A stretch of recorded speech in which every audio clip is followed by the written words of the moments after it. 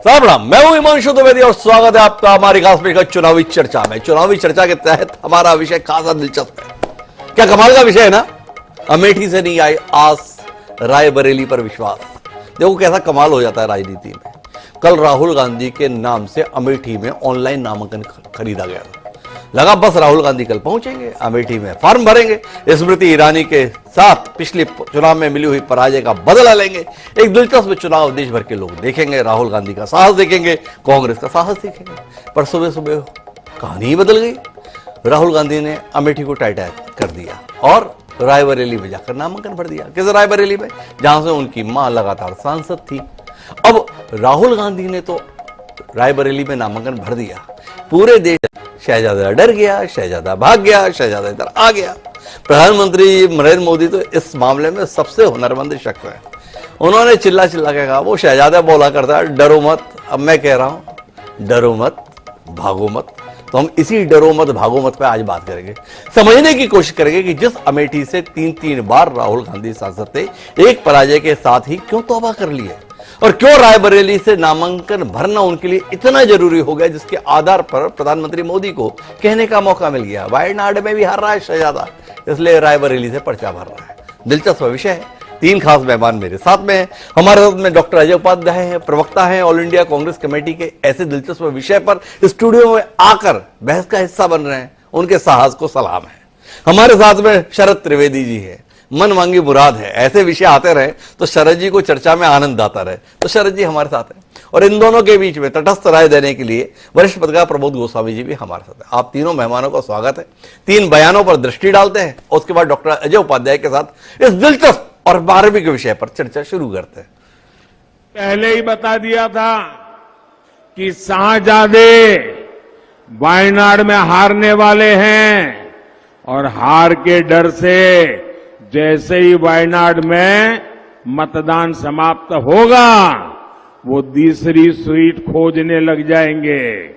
और अब दूसरी सीट पर भी उनके सारे चेले चपाटे कह रहे थे अमेठी आएंगे, अमेठी आएंगे, लेकिन अमेठी से भी इतना डर गए, इतने डर गए, वहां से भागकर अब रायबरेली में खोज रहे हैं रास्ता। ये लोग घूम कर सबको कहते हैं डरो मत। मैं भी आज उन्हें कहता हूं और बड़े जी भर के कहता हूं, अरे डरो मत, भागो मत। राहुल बाबा नाम के यान को सोनिया जी 20 बार लॉन्च कर चुकी है, मगर लॉन्चिंग इनकी सफल नहीं हुई है। और आज 21वीं बार फिर से अमेठी से भागकर रायबरेली में पर्चा डाला। अरे राहुल बाबा, मैं यहां से रायबरेली का परिणाम बता देता हूं।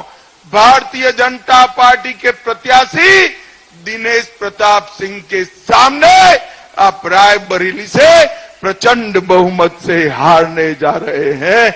मेरी हम लोग अतिथियों के स्वागत में कोई कसर छोड़ेंगे नहीं।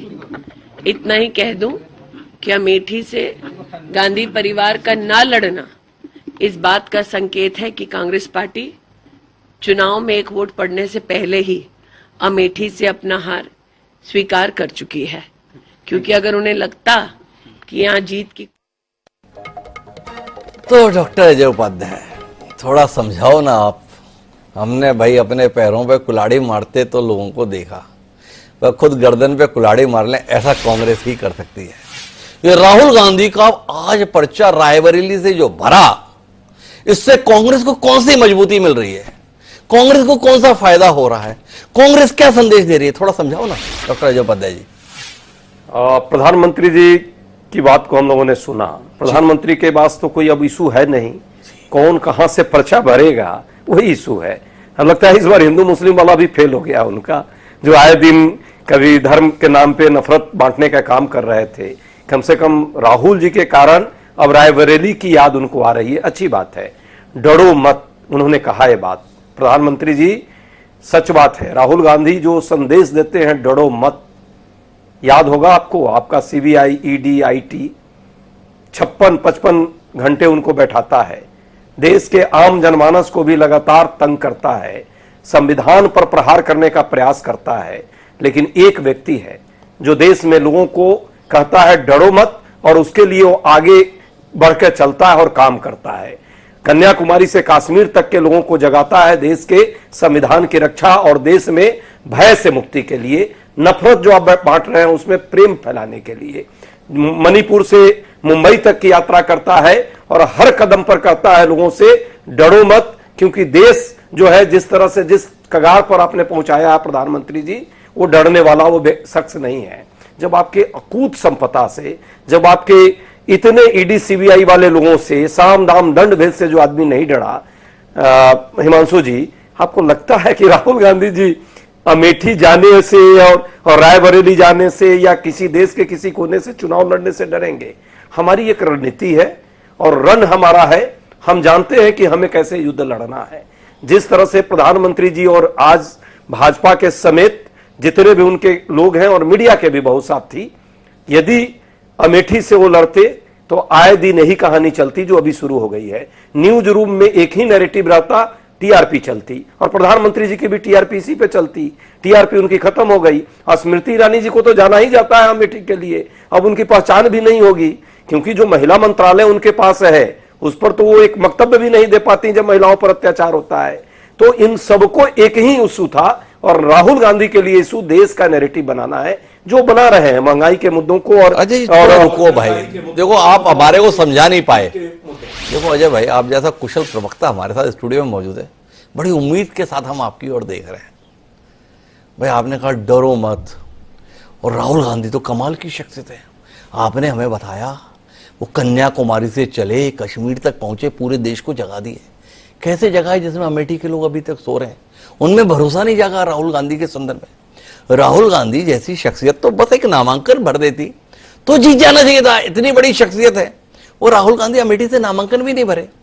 वो कांग्रेस की कैसी उलझन है, कल नामांकन खरीदा राहुल गांधी के नाम से अमेठी में, वो फॉर्म भर दिया रायबरेली में। थोड़ा अजय उपाध्याय जी, आप भी समझ पा रहे हो कि आपकी पार्टी कर क्या रही है?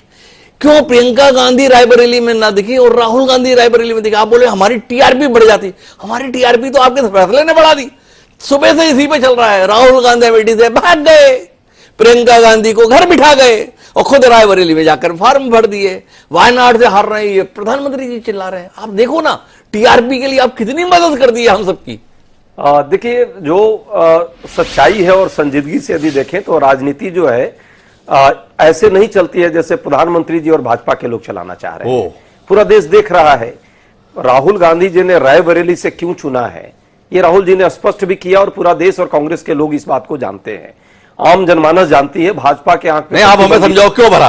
राहुल जी ने स्पष्ट किया है कि जिस तरह के उनके माता जी से उनके लोगों का संबंध, और माता जी ने जो उन लोगों को मान सम्मान उनको मिला, माता जी ने जिस तरह से सोनिया जी ने उन लोगों को भरोसा दिया था कि मैं अपने दिल के टुकड़े को यहां लाने का प्रयास करूंगा, आप हमारे साथ हैं। इसी तरह इंदिरा जी का वो क्षेत्र रहा, और राहुल गांधी जी ने ये स्पष्ट कर दिया है कि रायबरेली और अमेठी उनके लिए दो नहीं है, दोनों एक हैं। सारी दृष्टिकोण से परिवार है वो, और एक परिवार का ही मेंबर, जो परिवार के मेंबर 40 वर्षों से वहां सेवा किया, वो वहां से लड़ रहे हैं अमेठी से। अब बात एक आती है, राहुल गांधी यदि अमेठी से लड़ते तो कल आप नैरेटिव और आज क्या आपका मतलब है मीडिया देश की क्या बनाती? राहुल गांधी देखो ना, यहां तो अभी तक बना रही थी कि राहुल गांधी के अलावा कोई नहीं वहां। अभी तक तो यही स्मृति ईरानी और भाजपा के लोग रोज चिल्लाते थे कि एक कार्यकर्ता को नहीं मौका मिलना चाहिए। अब कार्यकर्ता को मौका मिल गया तो अब कहते हैं कि राहुल गांधी क्यों नहीं आए?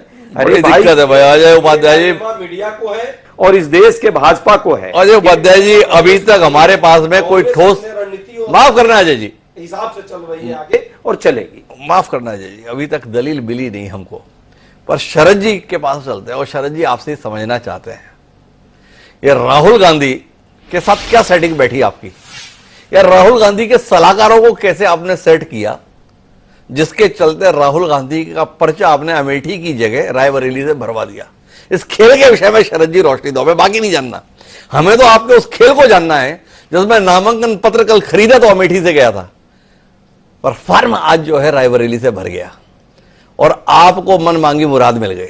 आपका हर नेता चिल्ला चिल्ला कर बताया राहुल गांधी भाग गए, राहुल गांधी डर गए। ये खेल आपने कैसे खेला? डॉक्टर साहब देखिए, जब युद्ध हारना निश्चित होता है तो सबसे पहला काम होता है कि जो कमांडर है उसको बचाना और उसकी साख को बचाना। जी। तो यहाँ पार्टी तो निपट चुकी है। 35 साल से उत्तर प्रदेश से कांग्रेस का सफाया हो चुका है। लोकसभा में गिनी चुनी सीटें आई थी, अब वो भी आना बंद हो गई हैं। विधानसभा में बिल्कुल बाहर हैं। और जो समाजवादी पार्टी है उसका भी यही है। शुरुआत 2012 के बाद आज तक कभी कोई चुनाव नहीं जीते हैं। और ये कांग्रेस जो है वो जमीन से जुड़ी हुई पार्टी है, हकीकत जानती है। तो सोनिया जी को पता है कि क्या हकीकत है उत्तर प्रदेश की, तो उन्होंने राज्यसभा का रूट ले लिया। राहुल जी जो है उनको एक तरफा टिकट उन्होंने वायनाड का ले लिया। अब की बार उनको लगा, क्योंकि अने राजा जो डी राजा जी की पत्नी है और सीपीआई जो इनके साथ जो इंडी गठबंधन में संगठन है, वो पार्टी है, चलो भाई उत्तर प्रदेश में हम पुरानी यादें ताजा करेंगे। कुछ सब्जियां जैसे वो पानी छिड़क के ताजा की जाती हैं, तो फिर इनको पानी वानी छिड़क के ताजा करके फिर कोशिश करेंगे कि निकल जाए। तो हकीकत इनको पता है कि भविष्य खत्म हो चुका है, हमको तो कुछ करने की जरूरत ही नहीं है, ये तो खुद ही अपने आप निपट रहे हैं। अच्छा ये बात बताओ शरद जी, ऐसा तो नहीं कि स्मृति ईरानी को बचाने के लिए आपने दिनेश सिंह को बलि का बकरा बनवा दिया और राहुल गांधी की टीम को समझा दिया देखो सुरक्षित अमेठी नहीं है, सुरक्षित रायबरेली है, कम से कम स्मृति तो सुरक्षित हो जाए आपकी। क्या कहते हो आप?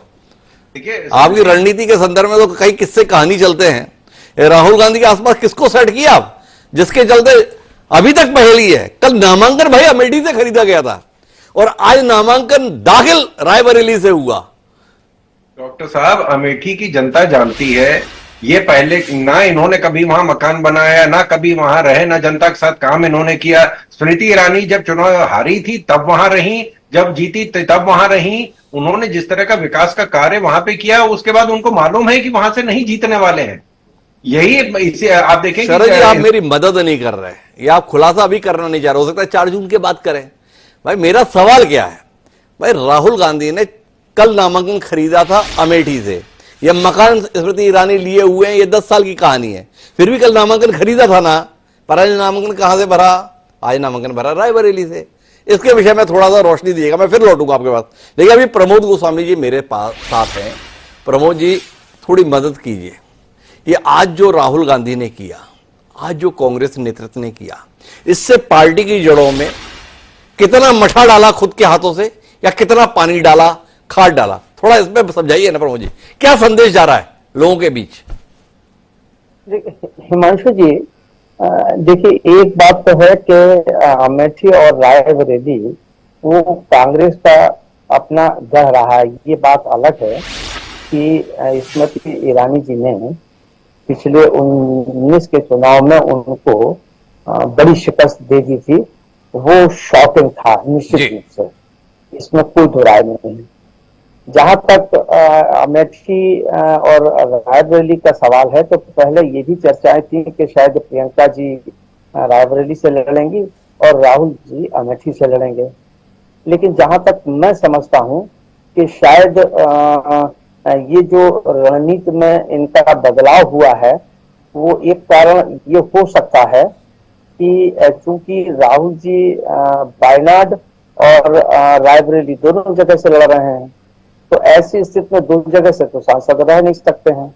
और अभी जयराम नरेश जी ने एक बात अभी एक 10-15-20 मिनट पहले ही, आधा घंटे पहले कही कि प्रियंका जी को, और प्रियंका जी ने भी कहा कि चूंकि चुनाव का संचालन करना है, व्यवस्था देखनी है, इसलिए वो चुनाव नहीं लड़ रही हैं। तो अब सवाल ये आ जाता है कि आखिर शर्मा जी को, केएल शर्मा को अमेठी से उतार दिया और खुद रायबरेली से आ गए। रायबरेली ही वो सीट है कि अगर 19 में देखें तो अकेली खाली सोनिया गांधी जीती थी, बाकी 80 में से सारी सीटें कांग्रेस एक भी नहीं जीत पाई थी।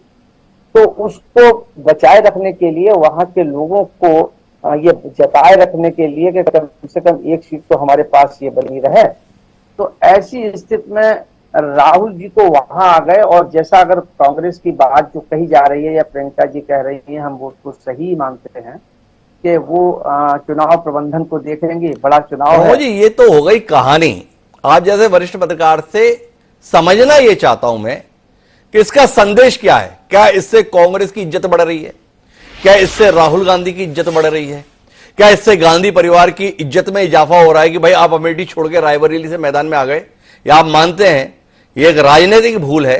कुल मिलाकर राहुल गांधी रणछोड़ हो गए अमेठी से यहां आकर। नहीं, मैं हिमांशु जी पूरी बात न करूं, मैं आपके इस सवाल पर ही आता इसके बाद, क्योंकि एक कंप्लीट हो जाता। क्योंकि जो उन्होंने कहा कि वो प्रियंका जी तो बाद में भी लड़ लेंगी, तो दो में से एक सीट तो छोड़नी पड़ेगी। अब ये तय करना होगा कि राहुल जी रायबरेली को रखते हैं, और अगर वहां जीतते हैं या यहाँ जीतते हैं, क्या स्थिति होती है, तो चुनाव परिणाम के बाद की स्थिति होगी कि दोनों जगह अगर जीतते हैं तो एक सीट छोड़नी पड़ेगी। तो हो सकता है कि एक जगह वो छोड़ दे और एक जगह से प्रियंका जी को लड़ा दें। ये चुनाव के बाद जो बाई इलेक्शन होगा, कहीं ना कहीं एक सीट तो होगा ही होगा, वो हो गई। जहां तक इसकी बात है कि इसके क्या राजनीतिक पॉलिटिकल इसके क्या स्थिति होगी, या क्या संदेश या क्या परसेप्शन बनेगा, तो निश्चित रूप से अगर रायबरेली और अमेठी को ये छोड़ देते और नहीं आते तो इसका संदेश ज्यादा गलत जाता। एक बात कि वहां पर ये वहां से पलायन कर गए, जो पलायन की बात बराबर कही जा रही है, शायद ये एक गलत मैसेज जाता उसको बचाए रखने के लिए, और इनकी स्वतंत्रता के बाद से बराबर यही जीतते चले आए हैं, और वहां उनका अपना एक वजूद है, इसमें इनकार नहीं कर सकते। चुनाव एक हार गए बात अलग है, 77 में भी इंदिरा जी हार गई बात अलग है, वो दीगर बात है, लेकिन वो उनका मजबूत गढ़ माना जाता है। आज भी कहीं ना कहीं उनका अपना वजूद मजबूत है, तो उसका निश्चित रूप से अगर वो नहीं लड़ते तो संदेश गलत जाता। अब लड़ गए, ये पॉलिटिकल बयान है कि वो भाग गए, इधर से आ गए, ये तो राजनीतिक बयान है, ये देते रहते हैं। मुझे लगता है कि शायद उनका यहाँ आना, कि यहाँ से चुनाव लड़ना, वो एक सकारात्मक संदेश ही होगा। नकारात्मक इसको मैं उस नजरिए से नहीं देखता हूँ कि इसका नकारात्मक नहीं देखते। लेकिन मैं डॉक्टर अजय उपाध्याय आपके पास आना चाहता हूं, और कुल मिलाकर क्या देखें, गांधी परिवार को भी बेटी से बेटा ज्यादा प्यारा है। रायबरेली में 2 दशक से पसीना बहन प्रियंका बहा रही थी, और जब मां ने सीट खाली की तो चुनाव लड़ने बेटा आ गया। क्या कहते हैं आप? लोग लगातार पूछ रहे थे, लोग लगातार उम्मीद कर रहे थे कि प्रियंका रायबरेली से लड़ेंगे, भैया जी अमेठी से लड़ेंगे, भैया जी अमेठी से निकल लिए, और बहन प्रियंका को जहां पर देख रहे थे वहां पर खुद फार्म भर दिए। वायनाड से खुद का फार्म होने के बाद रायबरेली से प्रियंका का फार्म क्यों नहीं भरवाया, ये सवाल भी लोगों के जहन में आता है। ये बहन और भाई के बीच में भाई को वरीयता क्यों मिल गया जी? क्यों बेटियों को आज भी वो सम्मान, वो स्थान नहीं मिलता विरासत का, जिसके संदर्भ में दावा तो किया जाता है? क्या कहते हो आप? प्रियंका जी के साथ आपने ऐसा क्यों किया? डॉक्टर साहब, बड़ा अच्छा प्रश्न है। प्रियंका जी तब भी खून पसीने बहा रही हैं, और अभी भी बहा रही हैं, और आगे भी उन्होंने पार्टी के लिए लगातार देश के हर कोने में आज जो है जिस तरह से कर रही हैं वो प्रचार प्रसार, पार्टी को संगठनात्मक तौर पे जिस तरह मजबूत कर रही हैं, उनकी भूमिका पार्टी में भी है और इस देश को बचाने में भी है। जहां तक बात रायबरेली और अमेठी का है, उनका जो संबंध रायबरेली अमेठी से है वो तब भी था, आज भी और आगे भी रहेगा। राहुल गांधी जी चुनाव लड़े, सोनिया जी चुनाव लड़े, पर वो चुनाव कहीं ना कहीं प्रियंका जी का मुख्य कहीं ना कहीं फोकस रहा है, और उनके नेतृत्व में भी वहां के लोगों का आपसी संबंध है, उस संबंधों का लोग उनके साथ तारतम्य बैठाकर निर्वहन करते हैं। बेटी और बेटियों का मामला जो है, बेटों का, ये मुझे लगता है मानसिकता का अंतर है। भाजपा के लोगों की ये मानसिकता है, और वही लोग ये एक नया शगुफा छोड़ रहे हैं। हमारे लिए सब समान है, हम तो बेटियों की लड़ाई सबसे ज्यादा लड़ते हैं, न्याय की लड़ाई, नारी सशक्तिकरण। ऐसा कहाँ होता है जो उपाध्याय, आप तो इसे एक मिनट रुको ना, आ जाइए, एक बड़ा मुद्दा है। उपाध्याय जी लोग नारियों पर जो है प्रहार करते हैं, प्रज्वला से लेकर के और ब्रिजभूषण सिंह के तक को इन्होंने जो है कहां चक्कर में पड़ रहे हो। अभी आपकी जीतू पटवारी को लेकर बयान पे बात शुरू हो जाएगी, आपको दिक्कत हो जाएगी, वो रस है कि नहीं है रस है। लेकिन अभी रुको, आप देखो अजय भाई, ये जो बेटियां होती है ना, इनसे घरों में झाड़ू पोंछा कराते हैं, ठीक है, रोटियां बनवाते हैं, और जिस मकान में ये सब आप कराते हैं ना, वसीयत में वो बेटे के नाम कर जाते हैं। कमोबेश रायबरेली के साथ में ऐसे ही हो गया भाई। हम लगातार देखते थे, सोनिया गांधी जी का स्वास्थ्य ठीक नहीं, संभाल कौन रहा है सीट को? बहन प्रियंका जी संभाल रही, बड़ा मेहनत करती थी, पर अब जब मां ने सीट खाली की तो लोग उम्मीद ही करते रह गए कि बहन प्रियंका यहां से प्रत्याशी होंगी। भैया जो अपनी सीट पिछले चुनाव में नहीं बचा पाए थे वो यहां पे कब्जा करने के लिए आ गए। क्या कहते हो अजय भाई, गलत नहीं हो गया? डॉक्टर साहब ये बड़ा अच्छा लगा, कम से कम आज वो लोग जो गांधी परिवार पर परिवारवाद का आरोप लगा करके उनके छवि को और उस परिवार पर तरह तरह के प्रश्न लगाते थे, आज वैसे बहुत सारे पत्रकार, आप तो बहुत संवेदनशील हैं, लेकिन बहुत सारे मीडिया के पत्रकार जो हैं आज इस नैरेटिव के कारण प्रियंका जी के प्रति एक कहीं ना कहीं सद्भाव रख रहे हैं और उस परिवार के प्रति भी सद्भाव रख रहे हैं। तो ये तो एक नैरेटिव बदला। मुझे लगता है कि ये कोई डिसीजन का कारण नहीं है कि वो बेटियां हैं या बेटे हैं। बेटी और बेटियों का संबंध और मानसिकता का अंतर है। हमारी पार्टी खुद सोनिया जी ने इस देश में 10 साल क्या 17 साल हमारी पार्टी की अध्यक्षा रही हैं और उन्होंने चलाया है अच्छे से बखूबरी। इंदिरा जी का वो सीट है जहां से वो चुनाव लड़ती रही हैं और इंदिरा जी ने इस पार्टी को आगे बढ़ाया है। उस परिवार में इसका कोई अंतर नहीं है। पर यह बात सच है कि परिवारवाद का जो आज आरोप लगा रही थी मीडिया हाउसेस बहुत सारी, आज उनको अचानक प्रियंका जी के प्रति बड़ा प्रेम उभरा है, उनके साथ अन्याय हुआ, उनके साथ अन्याय हुआ। ये एक नया नैरेटिव है। मैं फिर कह रहा हूं डॉक्टर साहब, ये मीडिया हाउस न्यूज रूम का ये टीआरपी जो था वो खत्म हो गया, नहीं तो अगले 1 महीने तक यही चलता, जनता के मुद्दे नहीं चलते। राहुल जी अमेठी में, स्मृति जी अमेठी में, एक दूसरे में कहानी। तो डॉक्टर अजय उपाध्याय को इसी बात का संतोष है, पार्टी का चाहे कुछ हो जाए पर कम से कम टीआरपी की दृष्टि से हमारी पार्टी और गांधी परिवार बच रहा है। हमारा टीआरपी है कि जनता के मुद्दों पर, महंगाई, बेरोजगारी। लेकिन मैं शरद जी आपके पास आना चाहता हूं। जाना चाहते हैं राहुल गांधी और प्रियंका जी और रायबरेली और अमेठी महत्वपूर्ण नहीं है, जैसा कि प्रधानमंत्री और अमित शाह जी के लिए यह मुद्दा है। मुद्दा देश के मुद्दों पर बात होनी चाहिए, देश के मुद्दों पर बात है। क्या कोई अजय थोड़ा मैं शरद जी के पास चला रहा है? नहीं कर रहा है। अगर आपकी अनुमति, भाजपा वाले कर रहे हैं। अगर अनुमति हो तो शरद जी के पास चला जाऊं सर जी। अब मुद्दा तो आप ही बनाते हैं, आखिरी दिन तक फैसला आप नहीं ले पाते हैं कि अमेठी से कौन लड़ेगा, रायबरेली से कौन लड़ेगा। पर शरद जी आप बताइए, राहुल जी लड़ रहे हैं ये तो बात ठीक है, तो प्रियंका जी को लेकर आपको कुछ दुख, कुछ दर्द, कुछ तकलीफ है या शरद जी आपकी कोई संवेदना प्रियंका जी के साथ नहीं है? तो साहब देखें कि जो हमारे मित्र कह रहे थे डॉक्टर साहब कि ये जो इनकी रणनीति है ये असल में हिंदी की रणनीति नहीं है, इंग्लिश की रणनीति है। तो पहले उत्तर प्रदेश से भागे केरल, फिर केरल से फिर वापस भागे उत्तर प्रदेश, फिर उसके बाद आप देखें कि जीजा जी ने भी ताल ठोकी थी, क्योंकि जीजा जी कह रहे थे कि हमारा तो बहुत ज्यादा डिमांड है, वहां की अमेठी की जनता उनको मांग रही है। उन्होंने कई उनके वीडियो आए, कहने लगे हमसे अच्छा कोई प्रत्याशी वहां के लिए नहीं होगा, तो अगर दीदी नहीं कर रही तो जीजा जी को लड़वाना चाहिए था। जीजा जी तो क्योंकि वो जमीन से जुड़े हुए व्यक्ति हैं, उनको जमीनों के सब सौदे पता है कैसे क्या होता है, तो उनको वहां से चुनाव लड़ाने, और वो तो बिल्कुल इच्छुक थे। वो तो कह रहे थे कि अगर मुझे टिकट दे दिया जाए तो मैं भी चुनाव लड़ूंगा वहां से। तो उन्होंने फिर उसके बाद परिवार ने तय किया कि नहीं, साले साहब लड़ेंगे, जीजा जी नहीं लड़ेंगे, और दीदी को भी नहीं लड़ाया। अरे दीदी को नहीं तो कम से कम जीजा जी को लड़वा देना चाहिए था। राहुल जी की भी साख बची रहती, रायबरेली भी बचा रहता, वायनाड भी रहता, इसमें कोई दिक्कत ही नहीं थी। लेकिन ये समस्या ये है कि अब इनको ये नहीं समझ में आ रहा है कि हम करें तो क्या करें। अच्छा, आप करें तो क्या करें, आपको समझ में आ रहा है क्या? रायबरेली कैसे जीतेंगे आप? अब तो राहुल गांधी आ गए, पिछली बार भी सारी कोशिशों के बावजूद आप रायबरेली नहीं जीत पाए थे, अब क्या करेंगे आप? डॉक्टर साहब, उत्तर प्रदेश में इनकी अगर जमानत बच जाए, जो 17 सीटों पे लड़ रहे हैं, तो उसको भी हम कहें, मैं व्यक्तिगत रूप से कहूंगा कि बहुत बड़ा अचीवमेंट है, बहुत बड़ी इनकी जीत है अगर जमानत बच गई। जो विधानसभा, भाई आखिरी टिप्पणी के लिए मैं प्रमोद जी आता हूं। रायबरेली को राहुल गांधी का जीतना तो दूर, माननीय शरद त्रिवेदी जी देख रहे हैं कि जमानत भी बचा पाएंगे या नहीं बचा पाएंगे, क्या कहते हैं आप? अभी इस पर तो मैं हंस सकता हूँ जी, और इसको हास्यास्पद ही कह सकता हूँ जी। इससे ज्यादा और मुझे शरद जी की बात पर, चूंकि शरद जी विद्वान हैं, अच्छे हैं, लेकिन अगर वहां जमानत, अगर शरद जी की बात सही है, 4 जून को फिर आप बुला लीजिएगा, अगर जमानत इन दोनों जगह चली जाएगी तो ये निश्चित है कि फिर कांग्रेस को पूरे देश में एक भी सीट नहीं मिलेगी। अच्छा, ये वो बताओ प्रमोद जी, आप शरद जी की बात में इतना हंसना क्यों चाहते हो?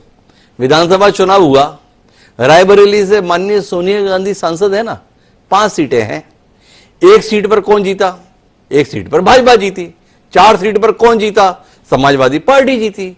पर जिससे कांग्रेस पार्टी की सम्माननीय सोनिया गांधी सांसद है, वो कांग्रेस एक भी सीट नहीं जीती। तो फिर शरद जी इतना गलत क्या बोल रहे हैं?